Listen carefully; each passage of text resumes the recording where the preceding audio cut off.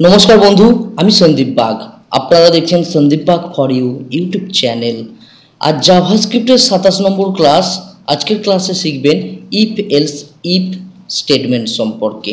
এটি একটি শর্তমূলক স্টেটমেন্ট, যেমন আপনারা 16 নম্বর ক্লাসে ইফ আর 17 নম্বর ক্লাসে ইফ এলস স্টেটমেন্ট শিখেছেন। আজকের ক্লাসে ইফ এলস ইফ স্টেটমেন্ট শিখবেন। অবশ্যই আপনার 16 ও 17 নম্বর এই দুটি ক্লাসের নলেজ থাকতে হবে। আপনারা ইউটিউবে সন্দীপ বাগ লিখে সার্চ করবেন, চ্যানেলে প্রবেশ করবেন, প্লে লিস্টে যাবেন, প্লে লিস্ট থেকে 16 ও 17 নম্বর ক্লাসটি দেখবেন। তা না হলে আজকের ক্লাস কিছুই বুঝতে পারবেন না। ইফ এলস ইফ স্টেটমেন্ট দ্বারা আমরা একটি প্রজেক্টের মধ্যে আমরা অনেক কন্ডিশন যুক্ত করতে পারি। যেমন ইফ স্টেটমেন্টের ক্ষেত্রে দেখেছি, দেখুন এখানে ক্লিক করলাম, দেখুন আমরা ইফ স্টেটমেন্টের ক্ষেত্রে দেখেছি একটি কন্ডিশন আছে যেটি ট্রু। ট্রু হলে তবেই কন্ডিশন চলবে, ফলস হলে চলবে না। ঠিক তেমনই ইফ এলসের ক্ষেত্রে দেখেছি আমরা দুটি কন্ডিশন আছে। একটি সত্য কন্ডিশন হলে এক ধরনের স্টেটমেন্ট চলবে, আর যদি ফলস হয় তাহলে আরেক ধরনের কন্ডিশন চলবে। মিথ্যা হলে সত্যর জন্য এই কন্ডিশন, মিথ্যার জন্য আরেক কন্ডিশন। কিন্তু একটি প্রজেক্টে আমাদের অনেক ধরনের কন্ডিশন থাকতে পারে। সেই কন্ডিশনগুলো লেখার জন্য আমরা ইফ এলস ইফ স্টেটমেন্ট ব্যবহার করে থাকি। যেমন দেখুন প্রথম কন্ডিশন, এটি ইফ ক্ষেত্রে ইফ লিখে কন্ডিশন দেওয়া হয়েছে, এবং কন্ডিশন যদি সত্য হয় তাহলে এই পার্টটি এক্সিকিউট হবে। তার নিচে আরেকটি আমরা এলস ইফ দ্বারা কন্ডিশন দিয়েছি। যদি এই কন্ডিশনটি মিথ্যে হয় তাহলে এই কন্ডিশনটি চেক করবে। দেখুন, যদি এই 2 নম্বর কন্ডিশনটি সত্য হয় তাহলে তার ব্লকটি কাজ করবে। যদি এটিও মিথ্যে হয় তাহলে আরও একটি কন্ডিশন যুক্ত করা হয়েছে এলস ইফ পার্ট বা স্টেটমেন্ট দ্বারা। দেখুন এখানে কন্ডিশন 3, এটি যদি সত্য হয় তাহলে এটি চলবে এই ব্লকের কাছে। এটিও যদি মিথ্যে হয় তাহলে এলস মিথ্যে পার্টটা চলবেই চলবে। আশা করছি বুঝতে পেরেছেন। দেখুন এখানে আমরা ইফ স্টেটমেন্ট 16 নম্বর ক্লাসে শিখেছি, এবং এলস স্টেটমেন্টটা আমরা 17 নম্বর ক্লাসে শিখেছি। আজকের ক্লাসে এলস ইফ পার্ট যোগ করে আমরা আরও কন্ডিশন তৈরি করতে পারি একটি প্রজেক্টের মধ্যে। আমি এখানে একটা দুটো কন্ডিশন তৈরি করেছি, অর্থাৎ ইফকে নিয়ে 3টি কন্ডিশন। আপনি চাইলে একাধিক কন্ডিশন তৈরি করতে পারেন। এই গ্রাফ এই চার্টটাকে ভালোভাবে বুঝে নিন।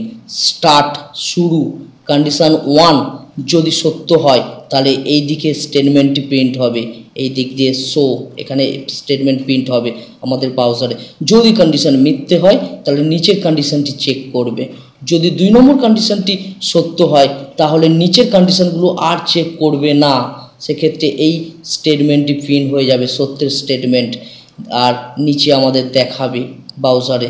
যদি এই কন্ডিশনটিও মিথ্যে হয় তাহলে 3 নম্বর কন্ডিশন চেক করবে। 3 নম্বর কন্ডিশন যদি সত্য হয় তাহলে এইদিকে স্টেটমেন্ট চেক হবে বা প্রিন্ট হবে, আর যদি 3 নম্বর কন্ডিশনটি মিথ্যে হয় তাহলে আমাদের এলস ব্লকটি চলবে, যেটি মিথ্যের পার্ট। যেখানে আমাদের কন্ডিশন যদি মিথ্যে হয় তাহলে এই এলস ব্লকটি চলবে। আশা করছি বুঝতে পেরেছেন। এখানে ডায়াগ্রাম দিয়েছি আপনাদের ভালোভাবে বোঝার জন্য। চলুন আমরা প্র্যাকটিক্যাল দেখে নিই। দেখুন এখানে একটি উদাহরণের সঙ্গে আপনাদের প্র্যাকটিক্যাল দেখাবো। দেখুন এটি একটি কন্ডিশন, তারপরে নিচে আরেকটি কন্ডিশন, এইভাবে দেখুন 1টি 2টি 3টি 4টি 5টি 6টি কন্ডিশন দেওয়া হয়েছে। এই 6টি কন্ডিশন নিয়ে আমরা একটি প্রজেক্ট তৈরি করব, যেখানে ইফ এলস ইফ সমস্ত কিছু বিস্তারিত আলোচনা করব। দেখুন আমাদের এখানে একটি ইনপুট বক্স আছে। এখানে এজ যদি লিখে এন্টারে ক্লিক করা হয়, সেক্ষেত্রে যদি 60-এর ওপরে আমরা এখানে লিখি 60 বা 60-এর উপরে, সেক্ষেত্রে ভেরি ওল্ড দেখাবে, এবং 45 বা তার বেশি যদি লিখি 60 পর্যন্ত, সেক্ষেত্রে আমাদের ওল্ড লেখা দেখাবে। দেখুন আমি এখানে 45 লিখলাম, লেখার পর এন্টারে ক্লিক করলাম, ইউ আর ওল্ড। এখানে দেখুন কন্ডিশন দেওয়া আছে সমান চিহ্ন। এইগুলো আপনারা জানেন, অ্যাসাইনমেন্ট অপারেটর বলা হয়। যদি না জানেন অবশ্যই আগের ক্লাসগুলো দেখুন। চলুন এই কন্ডিশন অনুযায়ী আমরা একটি প্রজেক্ট তৈরি করে নেব। এখানে প্রজেক্টের কোডও আছে, জাভাস্ক্রিপ্ট কোড, এইচটিএমএল কোড, এগুলো আপনারা ব্যবহার করতে পারেন, ব্যবহার করে এই প্রজেক্টটি তৈরি করতে পারেন। আমি প্র্যাকটিক্যাল আপনাদের দেখিয়ে দিচ্ছি। কন্ডিশনগুলো নিয়ে আমরা কাজ করব। আমি নোটপ্যাড প্লাস প্লাস ওপেন করলাম। এখানে গত 26 নম্বর ক্লাসে আমরা প্রজেক্ট শিখেছি, এইগুলোকে ডিলিট করে দিলাম। বডি সেকশানেও HTML কোড ডিলিট করে দিলাম। প্রথমত হেড সেকশনের ভিতরে স্ক্রিপ্ট ট্যাগ, এর ভিতরে জাভাস্ক্রিপ্ট কোড লিখব। প্রথমত একটি ভ্যারিয়েবল নেব, তার জন্য ভ্যার নামের কিওয়ার্ড নিলাম। আপনি লেট বা কনস্ট কিওয়ার্ডও নিতে পারেন। ভ্যারিয়েবলের নাম দেব input, equal to assignment operator ব্যবহার করলাম। এখানে আমরা ভ্যালু অ্যাসাইন করব। আমি এখানে একটি ভ্যালু 60 লিখে দিলাম। জাস্ট এটি প্রথম আমি লিখে দিলাম। এখানে ভ্যালু চেঞ্জ হবে কারণ এখান থেকেই আমরা ইনপুট নেব। এরপর আমরা ইফ স্টেটমেন্ট ব্যবহার করব। ইফ কন্ডিশন লেখার জন্য ইফের পর একটা স্পেস দেব, প্যারেন্থেসিস দিলাম, এর ভিতরে আমরা কন্ডিশন দেব। প্রথম কন্ডিশন কি আছে দেখুন, কোনো ইউজার যদি ইনপুট হিসেবে 60 বা 60-এর অধিক লেখে সেক্ষেত্রে তার এজ হবে ভেরি ওল্ড। আশা করছি বুঝতে পেরেছেন। দেখুন আরও একবার দেখিয়ে দিই। এখানে আমি 61 লিখলাম, এজ এন্টার করলাম। ইউ আর ভেরি ওল্ড, কারণ এখানে বলাই আছে 60 বা 60-এর বেশি হলে আমাদের ভেরি ওল্ড এই স্টেটমেন্টটি কাজ করবে।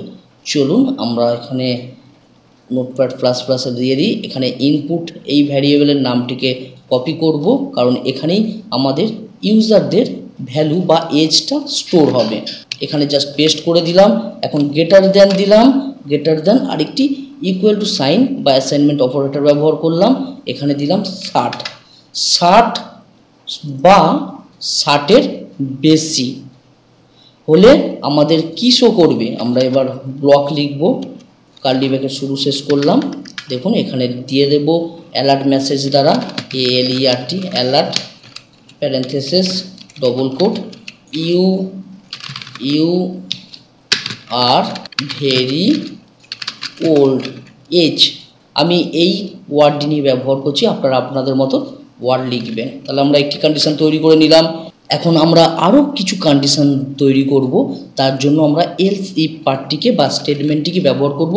এলস একটা স্পেস ইফ লিখলাম। এলস ইফ এই লেখাগুলো কিওয়ার্ড, এইগুলো আপনি চেঞ্জ করতে পারবেন না। এইগুলো জাভাস্ক্রিপ্টের লাইব্রেরিতে দেওয়া আছে। এর কাজ কি? কন্ডিশন লেখার জন্য প্যারেন্থেসিস দিলাম, প্যারেন্থেসিসের ভিতর কন্ডিশন লিখব। কি কন্ডিশন? সেকেন্ড কন্ডিশন, ইনপুটে কেউ যদি লেখে 45 এজ বা 45-এর বেশি সেক্ষেত্রে তার স্ট্যাটাস হবে ওল্ড। চলুন আমরা তৈরি করে নিই। এখানে প্রথমত এই ইনপুটটি নেব, কপি করলাম, এই জায়গায় পেস্ট করলাম। এরপর গ্রেটার দ্যান দিলাম, ইকুয়াল টু সাইন দিলাম, অ্যাসাইনমেন্ট অপারেটর দিয়ে দিলাম 45 বা এখানে সমান চিহ্ন দিয়েছি 45 এবং গ্রেটার দ্যান দিয়েছি 45-এর উপরে কেউ যদি ওই ইনপুট করে এই ইনপুটে সেক্ষেত্রে স্ট্যাটাস কি হবে আমরা এখন কার্লি ব্র্যাকেটের ভিতর স্ট্যাটাসটা দেব।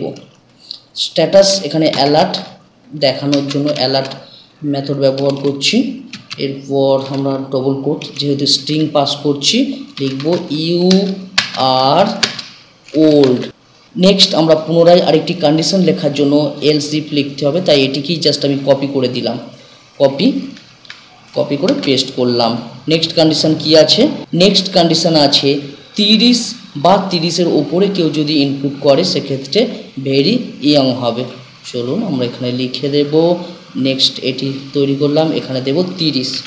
দেখুন সমান চিহ্ন 30 বা 30-এর উপরে এই ইনপুটে কেউ যদি ইনপুট করে সেক্ষেত্রে আমাদের দেখাবে young, you are very YOUNG।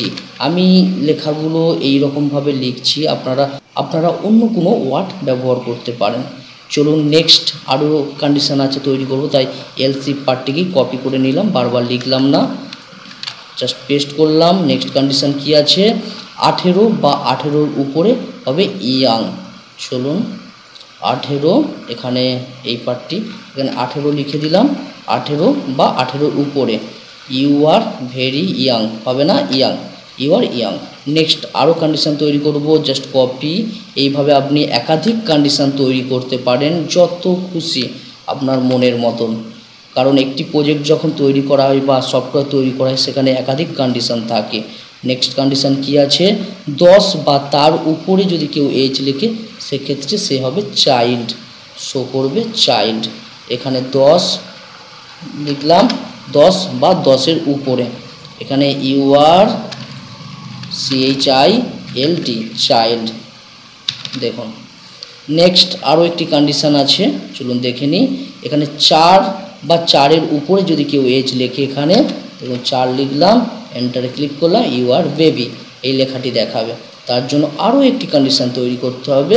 Just এই পার্টটিকে কপি করলাম, কপি করে এখানে পেস্ট করলাম, এখানে লিখলাম 4 you are baby, BABY baby.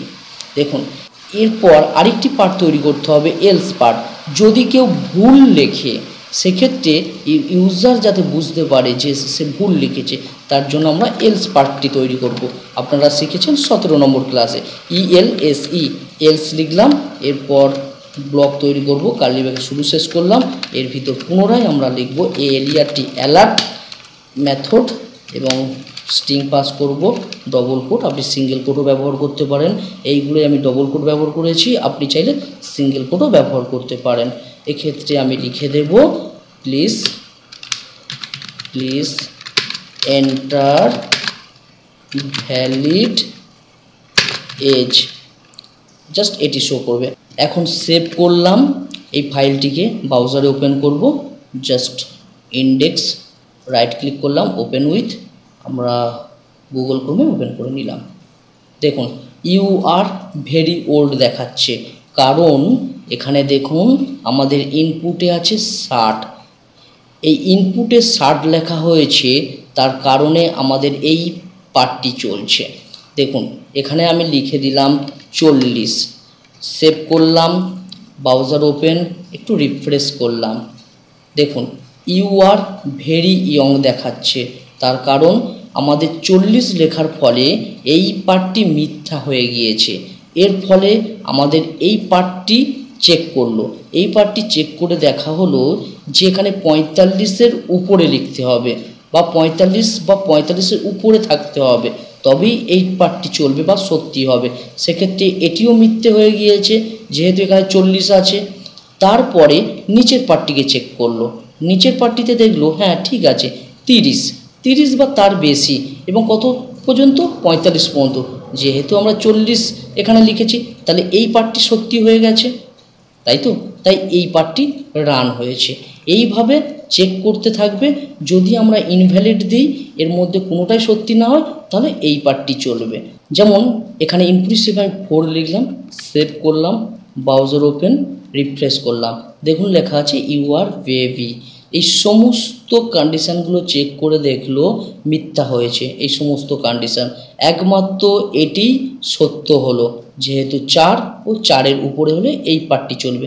সত্য, সেহেতু এই পার্টটিকে আমাদের শো করালো বা প্রিন্ট করালো, এবং বাদবাকি কন্ডিশানগুলো মিথ্যে হয়ে গেল, এবং এখানেই প্রোগ্রামটি শেষ হয়ে গেল, যেমনটা আপনাদের এখানে দেখিয়েছি। দেখুন এই জায়গায় দেখিয়েছি, দেখুন যে কন্ডিশনটি সত্য হবে তার স্টেটমেন্টটি চলবে, এবং সেখানেই স্টেটমেন্ট বন্ধ হয়ে যাবে। আশা করছি বুঝতে পেরেছেন।